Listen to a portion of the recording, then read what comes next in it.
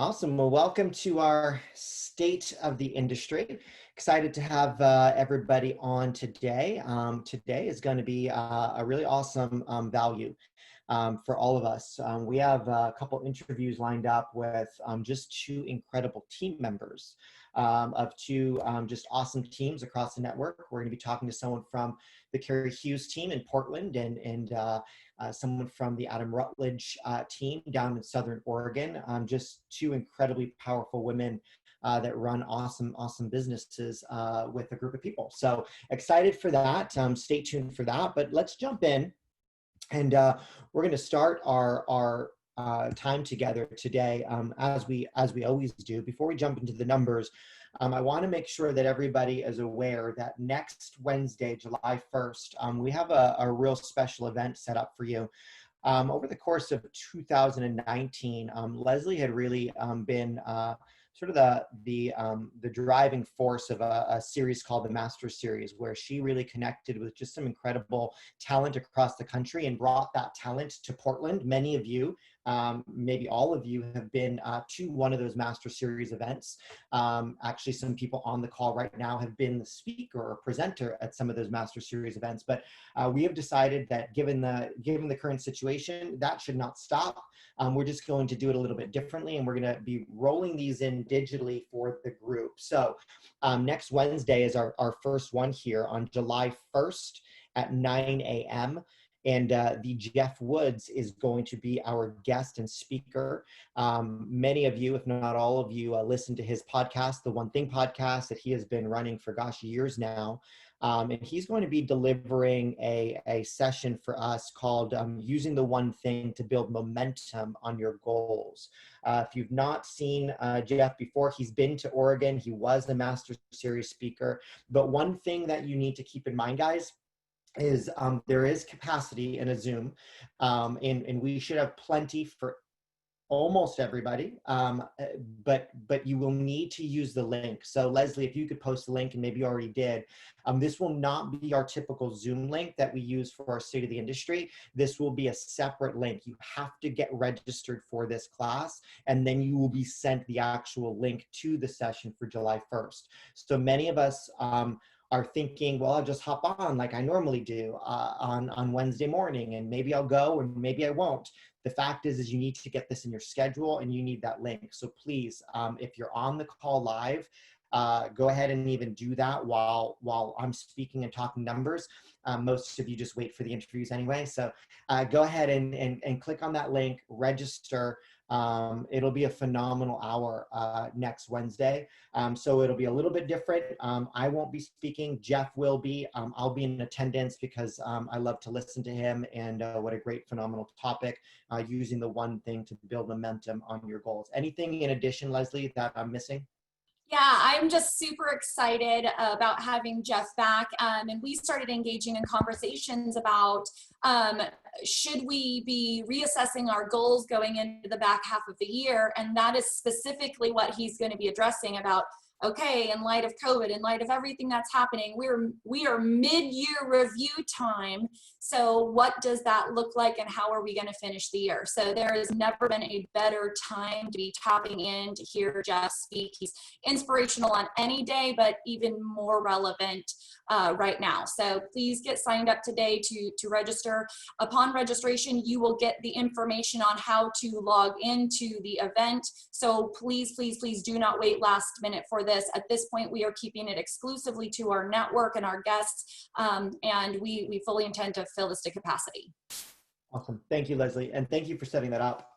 Wasn't easy. The guy is busy, especially right now. So it was probably 20 phone calls, 20 emails. It was a lesson in perseverance. So we're thrilled to be able to bring this to the network. So next Wednesday, 9 a.m. normal time, the State of the Industry will just look a little bit different. All right, let's talk a little bit about where we are. We look at our numbers week over week, every single week. Last week, we looked month over month what was going on in our marketplaces. Again, we send these out at the end of either later today or tomorrow morning, depending on schedule. So you'll have this graph. But again, we share these because our goal is to become better informed and just a better source of information and fiduciary to our clients or buyers or sellers or investors. Just a couple things you'll note as we begin to look at new listings, and we're going to look at some national numbers right after this as well from a HomeSnap report that recently came out. But we saw new listings increase in Portland, in Eugene, in Corvallis, in Southern Oregon. Really the only market where we saw new listings drop was Salem. So right across our network, 4 to 5 markets saw an increase in listings. Now look at your pendings. An interesting week, right? In pendings, when we saw pendings decline in Portland, Eugene, Salem, Corvallis. Southern Oregon, interestingly enough, was the one market where we saw an increase in new pendings. And interestingly enough, when we talk about supply and demand and have that conversation with our clients, let's look at Southern Oregon as an example just for a moment. You saw a 14% increase in new listings, right, last week. And what did you see in terms of pendings? A 15% increase in new pendings. So really, really healthy market. When availability increases, so does activity. The activity is there waiting, guys. We have a lot of buyers, and we're going to talk about why. We have a lot of buyers waiting for the right home, which means our relationship with those buyers is going to be critical. The consultation with those buyers is going to be critical. We have a conversation with someone that does that flawlessly, truly flawlessly, in just a few minutes for you. But that's an interesting conversation as we look at our numbers: new listings and pendings, new listings and pendings. Couple other things you'll notice is we've been talking about looking at the number of new listings and the number of pendings in each of our market, right? 792 new listings in Portland, 855 pendings. What happened to your inventory? It got tighter. 155 new listings in Eugene, 156 pendings. What happened to your inventory? Pretty much stayed the same, but got one right, one home tighter. You look at Salem, 85 new listings, 143 pendings. Gosh, it is getting tougher and tougher. Inventory, right? That's an important number to share with every seller right now, because if I'm a seller, that's an opportunity, right? To be one of those 85 versus the 143 buyers that went into contract. Corvallis, 105 new listings, 89 pending. The only market where we saw a little bit relaxing, if you will, of that tightness in the inventory. And then Southern Oregon, right? We talked about that just a minute ago. 195 new listings, 248 pending. It's one of the tightest markets in terms of inventory that we have or that we service. I wanted to share with you guys today some data. On your screen, and again, we'll send out these graphs. Some of you may have seen this sent out through, I believe, RMLS, actually, for those of you that are part of RMLS. But since spring 2019, right, we're going to go back a little bit. Spring, now I get it, we're in summer, but since spring 2019, HomeSnap has been measuring agents' view about the health of their local market, right? So they service multiple MLSs, by the way, and they've been going out and interviewing agents, right? Some of you have actually responded to that. Like they'll send you a message, hey, what's your gauge on the market? Are you optimistic on the market right now? Are you pessimistic on the market? Some of you have responded. Well, they've taken that response and they've put together a survey or some results of that survey. And I think it's interesting to look at that survey or watch it. They said about 40 to 50,000 agents have responded across the state, right? So what you're looking at is the number of listings. Now we're gonna look at some data and then decipher why agents are feeling a certain way or not.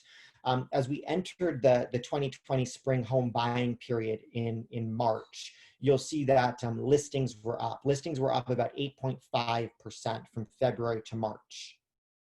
And then what happened? Well, COVID hit, right? And as COVID-19 hit, its peak across the US, and now this may be a little bit behind the times, right? Because peak looks different. But as it began to peak, let's put it that way, in April, listings fell by 27.5%.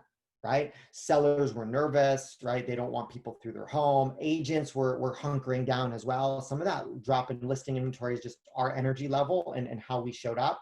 We're going to talk to someone today that sort of bucked the trend of energy level for sure. But as COVID-19 hit, right, listings fell by 27.5%. And following that previous peak of COVID-19, the real estate market began to bounce back in May of 2020, and listings were up 30%, right? We dropped 27%, it jumped up by 30%. Now, what's interesting is that listing inventory has followed COVID peak and management, and depending on what we think or how we feel about where we're headed, be mindful of what might happen with those listings, and share this graph potentially with our buyers or sellers, depending on window of opportunity. Now, let's look at number of closings, right? Let me go back, number of closings. So as we began to, well, let's go back, like February to March, what did we see? We saw what closings jump up. And then once again, as COVID began to peak, what happened to our closings in April? Well, homes closed, right? Initially had gone up about 23% as we headed into the spring market. And then they dropped 14%, right? From March to April. And guess what? In May, as we saw new listings go up. That doesn't happen automatically. We'll see those numbers jump up, I believe, again in June, based on our brokerage numbers.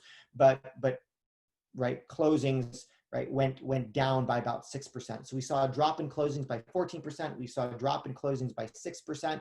I believe in June, we'll finally see that number, instead of reverse or continue to go down, we'll see an increase in closings, just based on the level of activity of May. And so far, some of those MLS stats for June, at least month to date. So now look at this graph. This is what I would say what they're saying is the optimism graph. Now, the only way to liken this is we have looked about a couple months ago on one of these calls, so hopefully you were on that one. We looked at consumer confidence, the consumer confidence index, and I have always said that consumer confidence is what drives real estate as much as anything, right? Well, what about the realtor confidence? So they began to chart the national, right? These are national numbers, by the way, that the agent confidence index. And in February, 44% of agents surveyed reported that they felt more optimistic about the current real estate market at that time than they did a month ago, right? So 44% said, gosh, no, I feel more optimistic. And about 5% said, no, I feel more pessimistic. It's a big swing, right? And you'll see some people just no change, no change, no change. I would say those are the consistent agents, no change. I'm not going to get wildly excited. I'm not going to get pessimistic, but there's no change. Some people say that's apathy, but we're just going to go with optimistic and pessimistic for today. In March, what happened? In March, they found a downturn in agent optimism to 18.7%. Right? It dropped, and there was a spike in agent pessimism. 35% of agents said, gosh, I'm more pessimistic about the market. Well, that makes perfect sense. But interestingly enough, that also follows the trend in activity. It also follows a trend in new listings. It also follows a trend in new pendings. In April, agents started expressing renewed confidence in their market. 25% of agents reported feeling more, right, optimistic. Like, look at that number, right? January, February, March drops, April begins to increase. And what happened in May? Back to what? Actually, the optimism level in May is higher than it was in January and February heading into the spring. I'm going to share one more graph. And our goal as a brokerage and as a network is to buck this trend specifically. So when they segmented the optimism based on the number of transactions an agent has conducted, agents with a higher volume of transactions over the previous 12 months were the most optimistic about the market in April. While those agents that have been struggling, right, they felt the opposite. Why? You're going to hear the word consistency show up quite a bit today.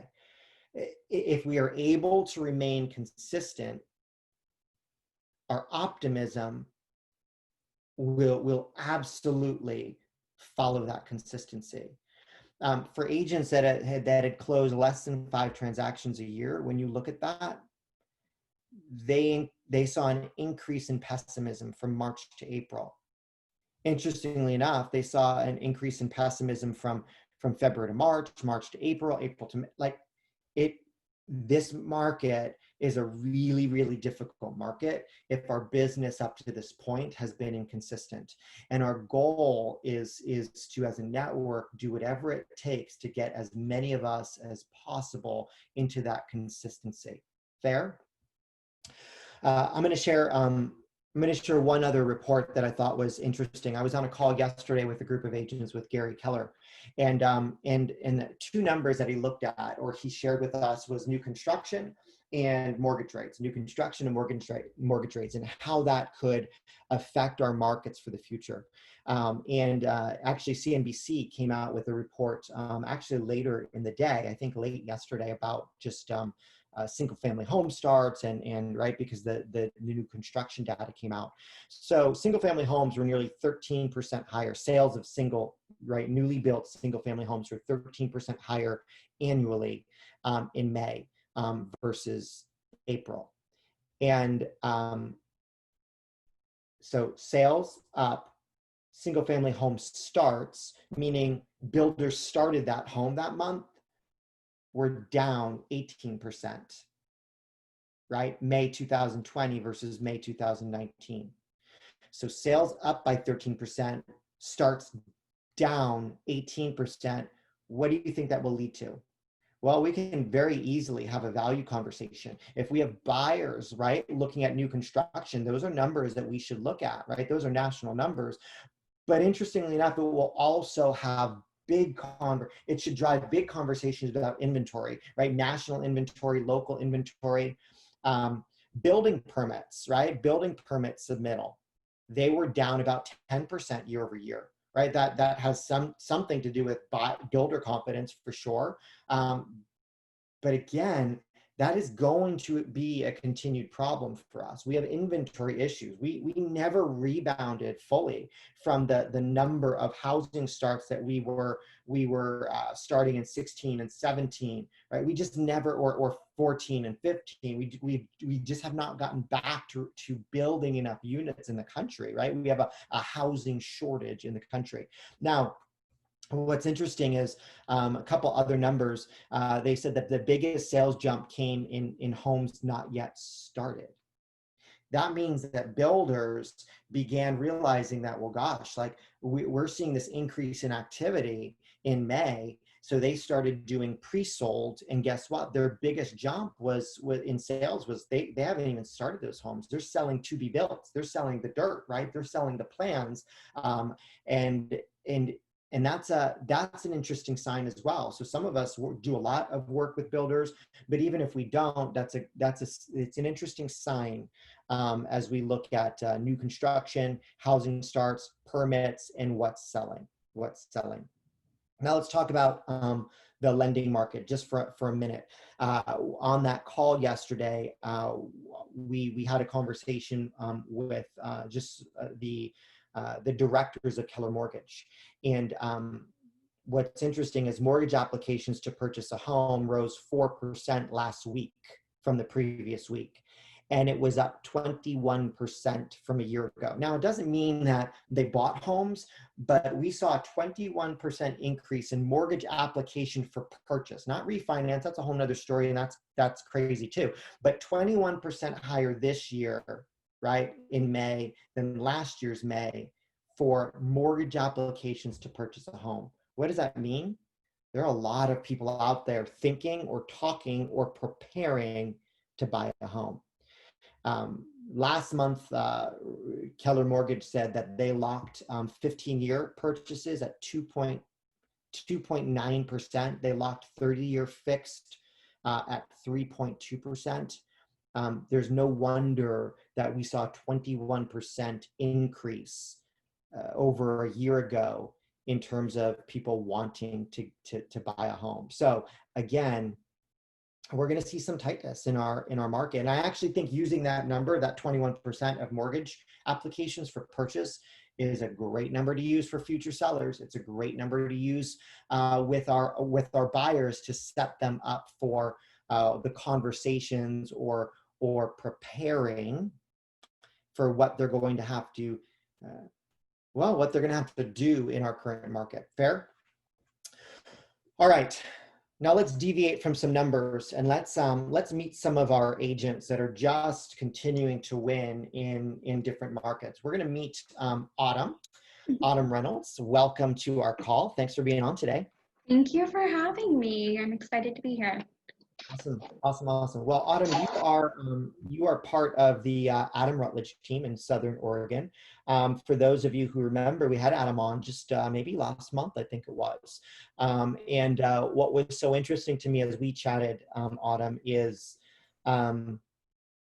speed of the leader, speed of the pack, for sure. Yeah. And that'll come up in our conversation. But maybe why don't you start? And I'm going to actually stop sharing my screen so we can actually view live more. But tell us just a little bit about maybe your start in real estate, how you sort of jumped in, and how you actually came to be on the Adam Rutledge team.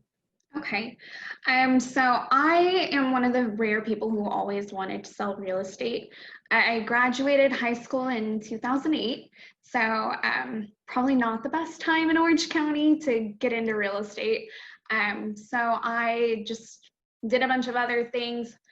Life brought me to Oregon, and I realized that the real estate industry was coming back. So I decided to get my license, just jump in. Did some research on my local market, realized that the cost of living is a little bit less, but sales are up compared to where I would have gone. So I just got my license, joined Keller Williams. I had no clue what I was doing, and I found a mentor, started working with him. He changed market centers, so I kind of took over his desk. And he shared an office with Adam, and Adam was a solo agent at the time with just an admin. I was in every day. I commuted 40 minutes every day to come to the office just to try and figure out how to do real estate. So Adam took advantage of that and let me do open houses for him. He was getting busier, passed off all of his internet leads. He had like a yellow manila folder of like 50 lead sheets of people's information that he never called. So I was like, I'll take that. And I sat down at a restaurant every day for lunch and just hammered the phones.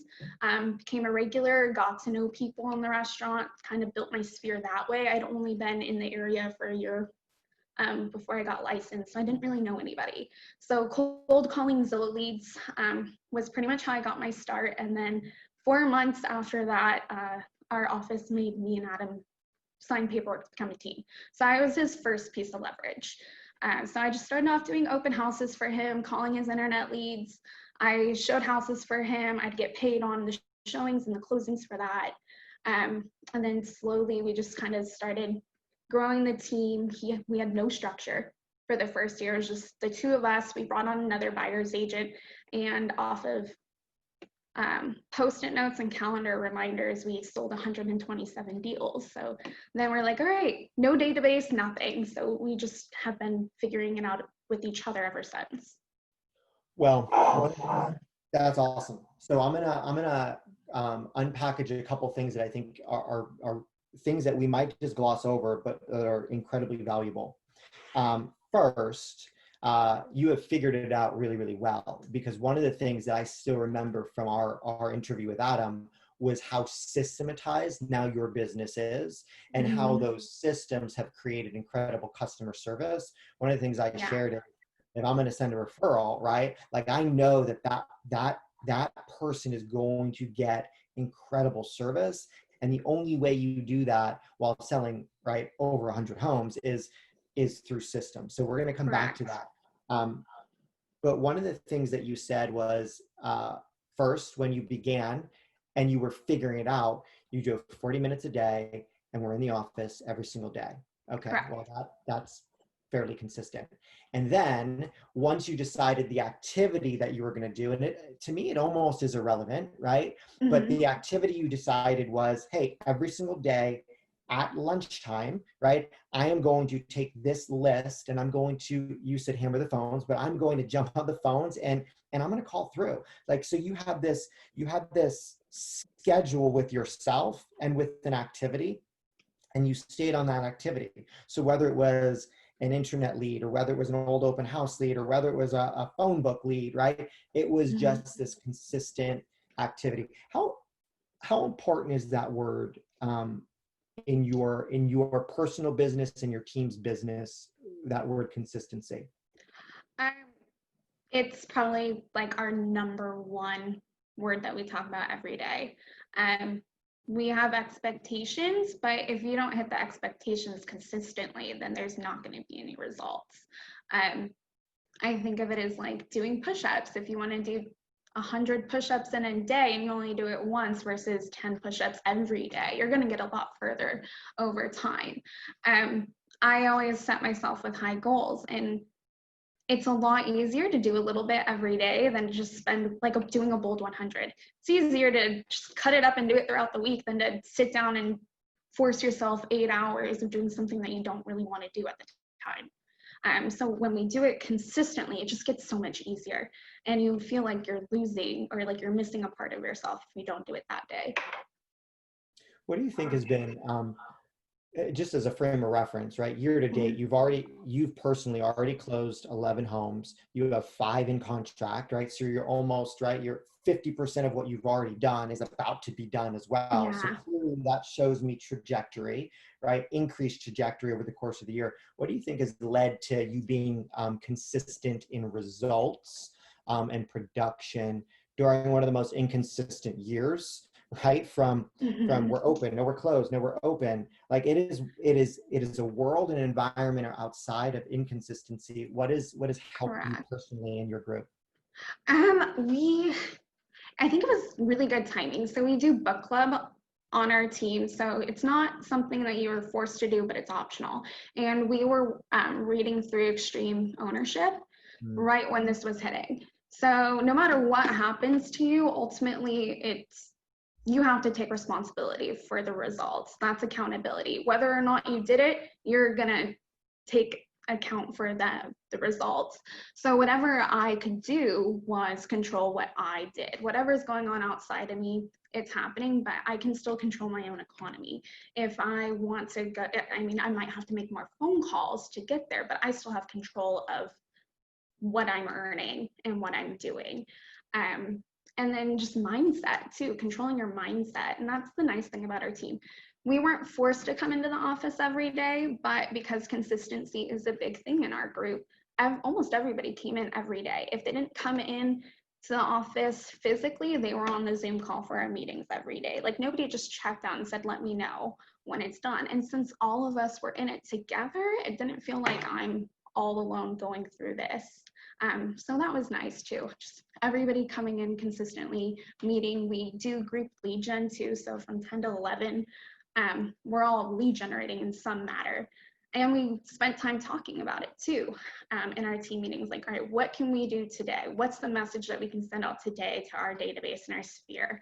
And letting them know what's really going on in the market, letting us tell the story.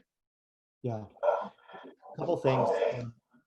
I I can't stop thinking about the law of the farm, Stephen Covey's law of the farm, because I think that whether you realize it or not, you're a perfect demonstration.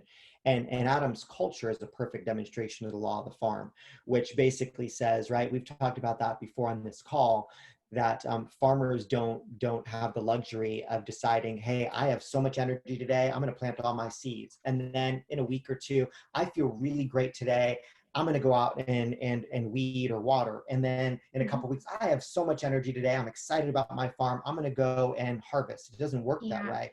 It's consistency every day.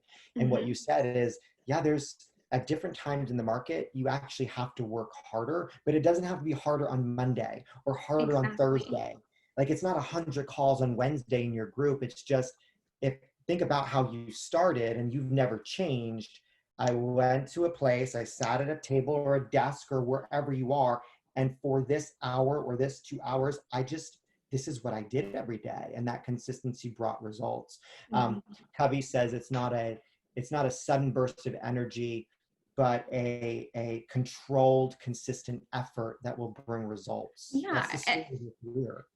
And then just going like the one thing, like you can't have willpower on will call. Like you just need to set up your day to where you can just knock out the most important things in the morning. Because by 2 o'clock, I don't have the willpower to do it again. So it's just come in, hold yourself to the schedule. I mean, I was off by 3 o'clock most days because I came in at 9. I did my Legion at 10 to 11. Maybe there was some more follow-up calls or a little bit more prospecting in there, but I wasn't at the office until 8 o'clock every night. So it's, yeah, you just have to hold yourself accountable in that morning because you probably won't have the willpower to do it later.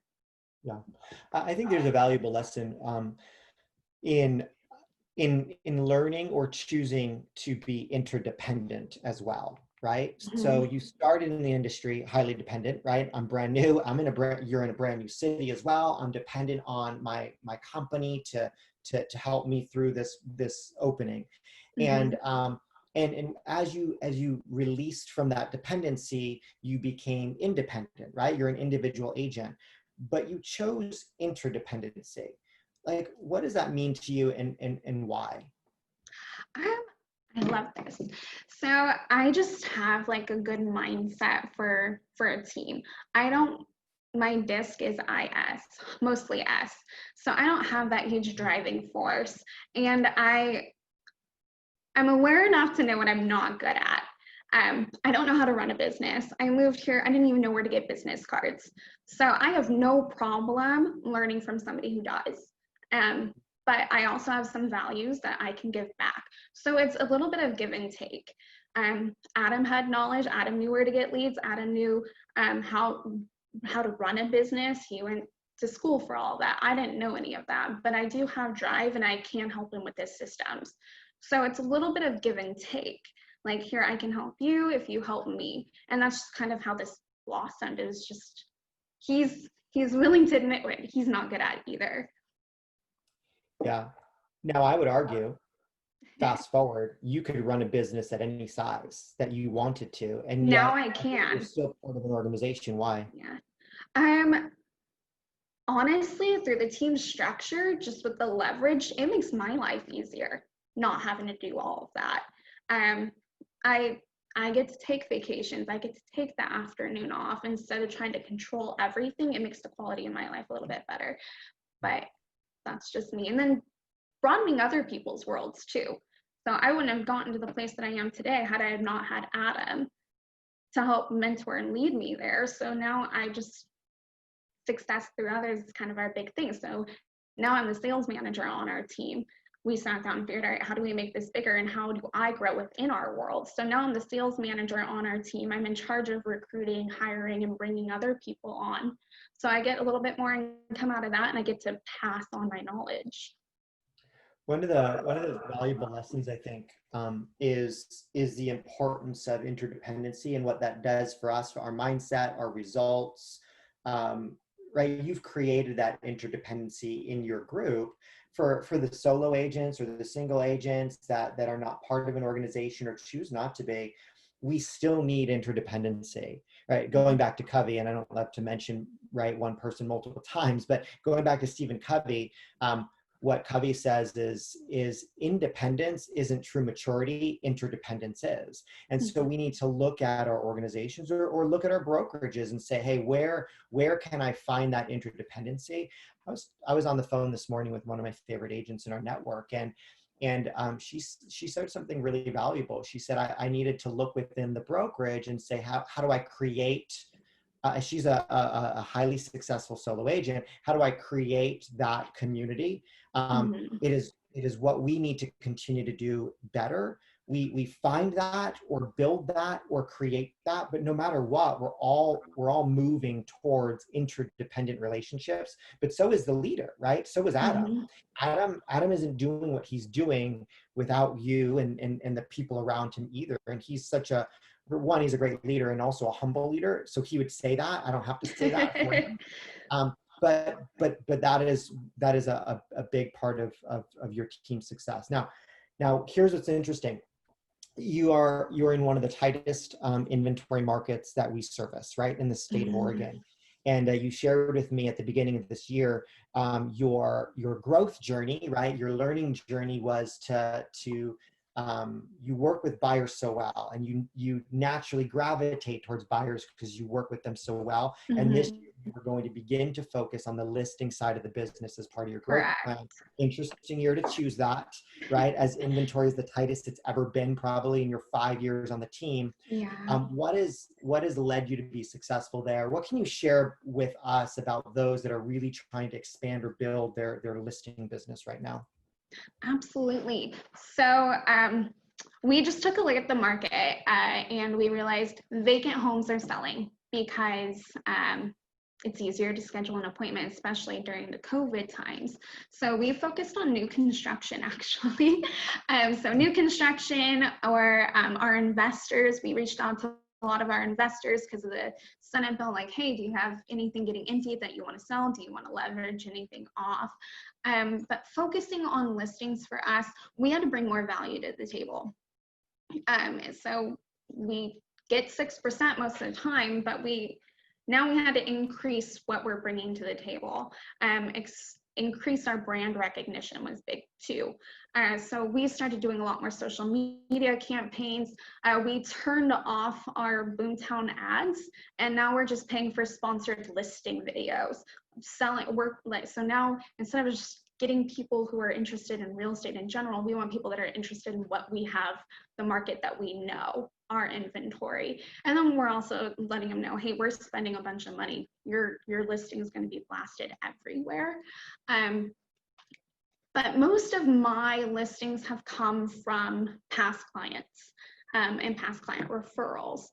So taking care of the clients that you're helping buy the home and staying in contact with them, in meaningful contact with them. 3 of my listings that I have right now that are coming up came from client care calls at the beginning of the year and at the beginning of COVID. So it's just Kat, who we hired to take care of our database because we were tired of calendar reminders and Post-its. So we just hired a person to run the database for us because we didn't know what we were doing. She makes my life so easy. She just gives me a sheet every month or every quarter. These are the people that you need to call, or having a really good 36 touch system helps too. So I'm not calling them for spam. I'm calling them to invite them to happy hour. I'm calling them to let them know that we're sending them a car wash in the mail. So just being of service to the people that we service. I love that. One of the things that I think you guys took a step back and said, hey, if we're going to increase listings in a really tight time, then we have to increase value to those sellers, and add to what we're doing as opposed to just do it differently. Another takeaway for those of you taking notes is just a change in strategy, and interestingly enough, a change in budget as well. Instead of paying for a random lead on a random home, you really started moving your ad or your budget towards almost a I don't like that expression of kill 2 birds with 1 stone, but almost a strategy of, well, if I'm providing a better service to my seller because I'm actually marketing their home more, through social and sponsored and paid for ads, targeting a certain zip code where buyers may live already or may be renting, all of a sudden now your leads will be filtered or more focused on what you said, product that we know. So now you're showing up with more knowledge about the product that particular buyer is focused on.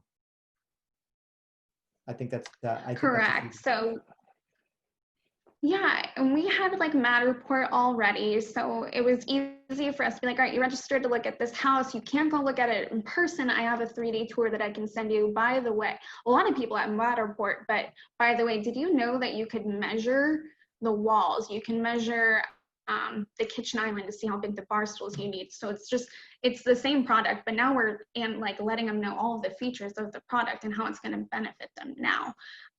We made a big push on social media. So most of the people are going to be on social media. That's where they're getting their news. That's where they're living, where they're interacting now.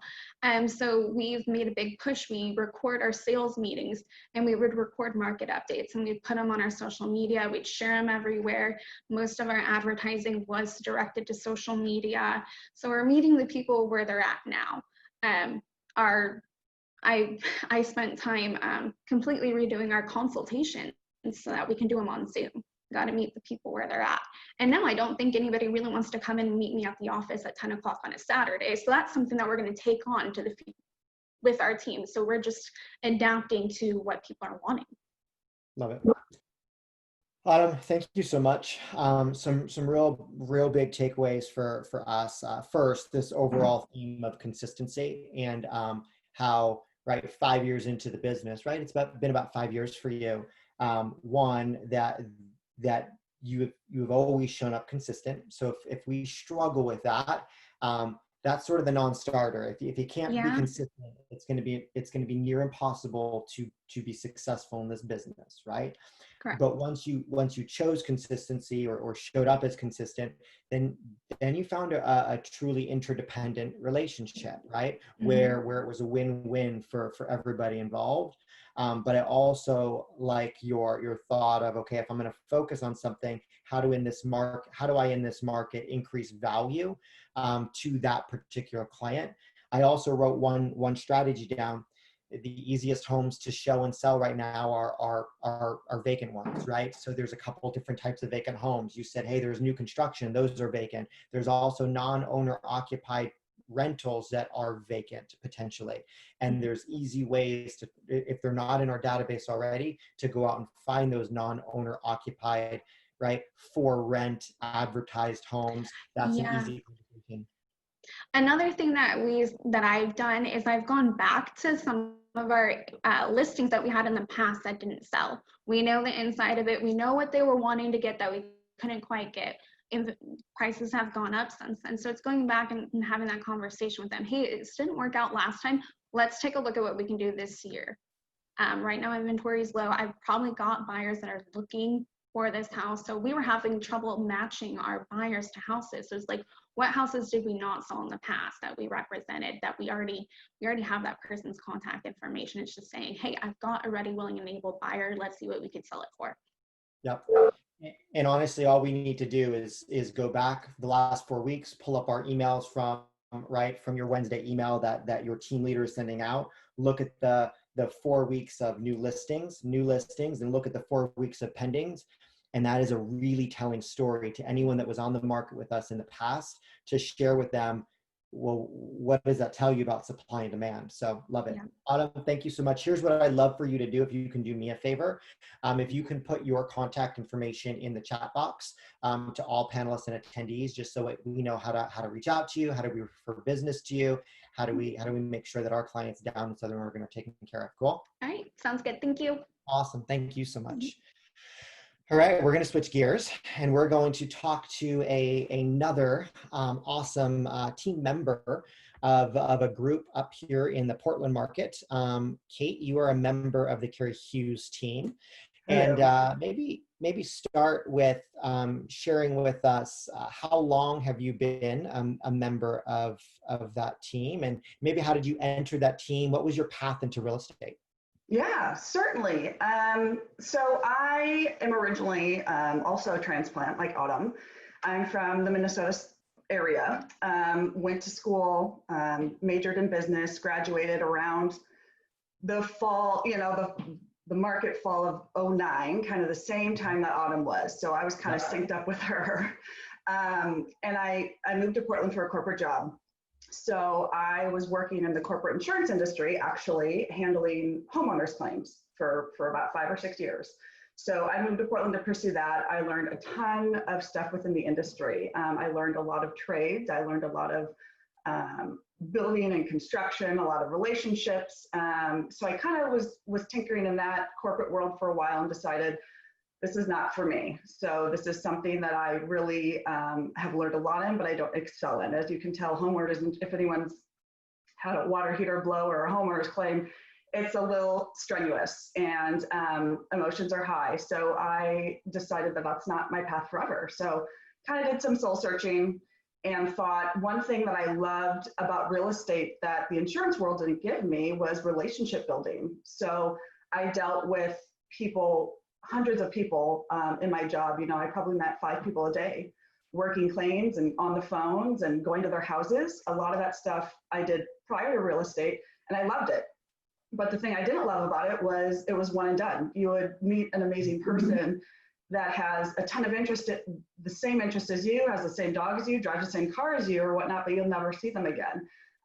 So that was one thing I really struggled with, was providing excellent service. You know, we do corporate customer surveys afterwards and 5 stars across the board, but you know, Adam or Joelle or whoever I would never see again. And I really struggled with that. So providing great service to these customers and getting great surveys and reviews, but knowing that I probably would never cross paths with them again. So I kind of had that internal struggle with what's my calling? I want to be more relationship based. I want to work with people that I know, like, and trust. What do I do? So I kind of did some research on real estate, realized that a lot of it is, you know, nights and weekends and relationships. And, you know, you do have to hit the ground, you have to hit the doors, you've got to hit the phones, but things that didn't scare me. And yeah, I studied, I got my license. I am basically decided, I think this is what I'm going to pursue. So here we are. And it was actually a few years, I think it was five years ago, I was talking to my hairdresser who actually was getting out of hairdressing and said, I know someone that's looking, and it actually happened to be Carrie. And we connected, and about, you know, 5 years later, here we are. So Awesome. I actually remember when you first came to the office that first time, and we chatted, and you were transitioning from the insurance world, right, to real estate, and what a perfect, honestly, transition that was. As I'm talking to you, the only thing I could think of is, gosh, we should all be finding, if we're looking to grow organizations, we should all be finding, right, those claims adjusters and those people from insurance companies to get them into real estate, because the skills you learn there are incredibly transferable into real estate. So you jump into real estate. You know, honestly, you've been, you know, we every year we kind of look at, hey, like the MVP, right? Who's that most valuable player on teams, and you are there every single year for the Carrie Hughes team. Just such a win for them and our brokerage network as well. Year to date, you've already helped 19 families into homes, right? 19 closings this year. You have 5 more, just like Autumn, right? 5 in contract as well. The majority of our business, buyer or seller? Is it all buyer? yes, so I focus primarily on buyers. Okay, awesome. Well, gosh, you know, you've been successful 19 plus 5 times, so 24 times, let's call it, if I did math right.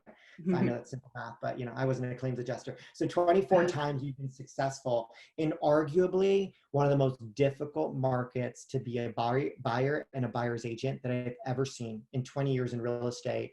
How do you prepare yourself for the market that we're in? Any thoughts on that? Like you as a buyer's agent? Yeah. So what I do is you've got to know your product. You have to know, if you're a car salesman, right, and you've got people coming in and you don't know a Ford F-150 or F-350 or how many miles they have, people aren't going to trust you or believe you what you're selling. So you really have to study the data, attend these meetings, look at the market and know what price ranges are hot, what price ranges have a little more inventory, and know what's happening. So you've got to keep a pulse on the market. You've got to be up to date. People are looking for you as an advisor because they're not getting these weekly email alerts. They're not getting Home Snap. They're not getting KWRP slides. So you have to be a master in what you're selling, which is real estate, the market, the location, and the price range and the condition. So I would say that I have, you know, probably 6, 7 buyers right now, and they send me a listing and they just go, what do you think? And I go, let's go look at it in 5 minutes because it will not be here by Saturday. So you've just got to know your product. Yeah. So. And I want you to answer honestly, like, do you in your head believe that you know product and your market better than anybody? I would love to say yes, and I will say yes. So I feel that you've got to be confident, and you have to know a $420 home, you know, in Tigard. If you put two of them together, you will know what's worth 420 and what's worth 450. You just have to know what that price difference is, what that yard is, what that extra bedroom is, and it will make a difference. And when buyers are tired and this is their 8th offer and they just go, what will it take, Kate? Fill in the blanks. You've got to be able to fill in the blanks for them on that offer form and just go, listen to me. I'm going to do it for you to make this happen. And that's where I've been successful, is filling in those blanks for people that are looking at me. Yeah. So like, I just want to, that the takeaway here is this, and it is 100% okay for you to say confidently yes, because I know you believe that. You show up that way for your clients. You show up in the office that way of it.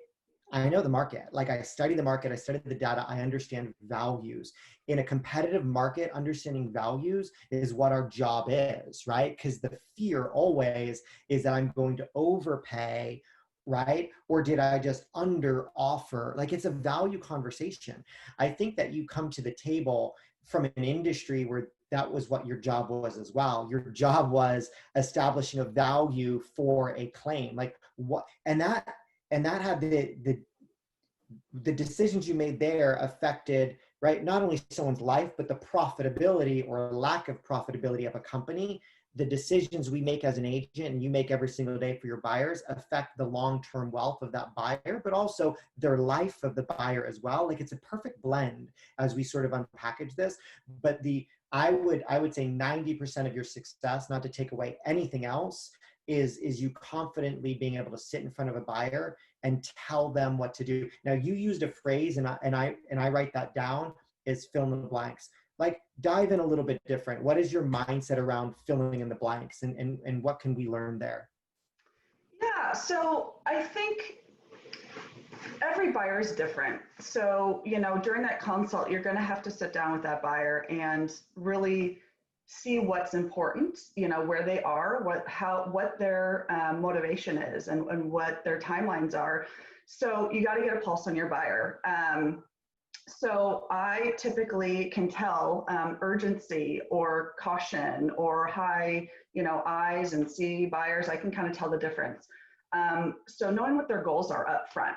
So I then take that information, and as we're home shopping, you know, sometimes it takes a house or 2 or 5 that they lose, that they fall in love with, that they just, I shoulda, coulda, woulda, Kate.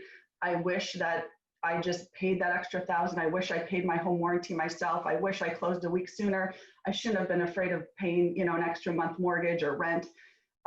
It's those takeaways. And sometimes those things, those objections hold buyers back 1 or 10 times over. And you have to decide, you know, is this buyer going to be held back by those certain items, those objections, or will it take a few times for them to get there eventually? So you can kind of gauge, you know, the motivation and the urgency behind these buyers and how many homes they have to lose out on to really just kind of give you the reins and say, tell me honestly what you think, because I will do what it takes. And you are my advisor and my guide here, and you know more than I do. So please just advise me on the close date, on the price. You know, what do you think about inspections? Is this house going to be a disaster? Am I taking on a liability? Am I going to lose money on this house? So kind of just advising them there. And I just say, here's my information. This is everything I've given you. I've run comps. You know, this is the 10th house you guys have written on. So you know value just as much as I do. You're the decision maker. So tell me what you want to do, or tell me what I think that you should do to make this happen, because that's probably what it's going to take. I love that. So just last week, I believe you won in a multiple offer situation with like 17 other buyers and agents competing for that home. What did you learn there? I would say you probably learned it well before there, but what have you learned, and what did you use to win in a competitive situation? I mean, you've won multiple competitions, right? Let's call it that, for your buyers. What are some of the things tactically that you did or do? Yeah, so in April, I took a first-time home buyer, her very first offer. She won out of 17. And then just last 2 weeks ago, we took first-time home buyers again. This is probably their 5th offer, and we won out of 18. So I was, for both of them, I had a little bit of different situation. So the 18 offers, they were out of state. They were in LA. They only visited Portland once. Had a very tight schedule to get kids in school before the school year. And the other buyer was a first timer, first offer, high C, and was extremely cautious. So both of them, let's take the 18 offers. I definitely was just in touch with that agent from day one. I just said, we are going to look at this tomorrow at 5, please confirm that I'll still be there. When are you reviewing? So just maintaining a relationship and building rapport with that listing agent from day one. So you want to be in touch. The last thing you want to do is get a call that, oh, we decided to go early. I'm so sorry. There'll be more homes for your buyers. You don't want that call. I've had that call. It's awful. So be in touch with that listing agent, build a good rapport. And then I would say from there, writing the offers, find out what the seller's needs are. So if they're asking for 2 weeks of rent back, give them 4 weeks of rent back. If they're asking to, a quick close in 26 days, not 30 days. Just show them that you understand all the seller's needs and you're willing to meet them, if not exceed what those important timelines are for those. If they need money for their next house, be aggressive on that price. I'd say honestly right now, price is probably one of the leading things. So even though it's listed at 400, run those comps, get familiar with your product, know your product and your location. Also be an expert in the housing industry. Some buyers just don't know, vinyl siding, comp roof to wood shake roof. Some buyers don't know anything. So really know what you're selling and know a house with cracked, crumbly foundation to a house with skin coat, you just got to know your products. So from there, I'd say cater your offer and personalize it and really understand when you submit that offer to the listing agent, I've heard everything that your seller needs and that you're looking for and what's important. And I'm giving that to you plus more. So price is a big one. I don't know how people have been feeling about appraisals, but I was afraid about a huge appraisal gap. We're pushing price, appraisals may be low. With the market the way it is, it's crazy, and there's an inventory problem. There's a lot of buyers out there. I've been seeing that homes are appraising, but also you've got to prep your buyers for a low appraisal if that's a possibility.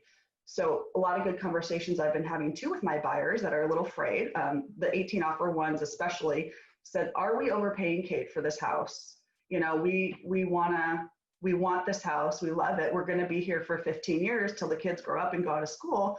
And I said, there's a possibility you could, but if you see it as a long-term investment, then you shouldn't be afraid of that. If your priority is to get here for kids and for school, you could be overpaying for the short term, but if you're here for the long term, it should be a solid investment for your wealth. So kind of coaching and guiding your clients that way. Yeah. One of the takeaways, and I want to respect everyone's time and stay on. I could talk to you, by the way, for another 30 minutes, but one, communicate, right? The other thing that I think is a huge takeaway is what are the seller's needs, and then go out and beat them. And then when you present, hey, I've heard everything that your seller wants. I'm giving that to you and more. Yes. As a listing agent primarily, I hear that and I'm listening, right? I hear that and all of a sudden I'm moving that from 16 to 12 to 11, right? To 8, to position 3. And it's that conversation, what you've done to lay the groundwork, one, with the buyer so that they feel comfortable, allowing you to fill in the blanks and advise them. But then 2, that's not enough. Some of us do that incredibly well, and then we don't sell our offer. Like we don't, you said, cater, right? Cater and personalize. Cater to the seller, personalize the offer, package it up, and then deliver what you've just done all the work filling in the blanks to that agent. Yes. Huge. That's huge. Absolutely. Thank you so much. Awesome, awesome takeaways. Again, if you could do me a favor and drop in your contact information. Clearly, if I have a buyer moving to the area and I'm referring them to someone, even as a fellow agent in the marketplace, I'd shoot Kate an email. Your buyer is clearly getting it accepted. I'm sure I've had buyers that were one of the 17 and one of the 18 on the same home that you wrote on, Kate. So thank you so much. Thanks for being willing to share and providing incredible value to just to your brokerage network family. Thank you. Cool.